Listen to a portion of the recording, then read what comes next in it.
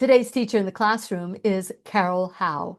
I love Carol Howe, and it's possibly that she reminds me a lot of Dr. Day, not in personality wise, just the essence of the message of love and how we need to focus on the love we want to see in this world.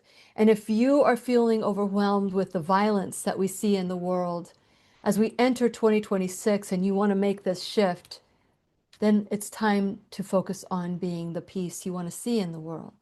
Because if I choose to be peaceful and be of help and service to everybody that I meet, and you do the same, and they do the same, and the world does the same, can you imagine what kind of world we would live in? The song, Make Me a Channel of Your Peace, always comes to mind. It makes me want to cry when I sing that song. And so that's the longing, the yearning that I have, that we will love one another and be helpful to one another and know, which is a key rule, a key principle, what you want for someone else will come back to you. What you want for something else will happen to you.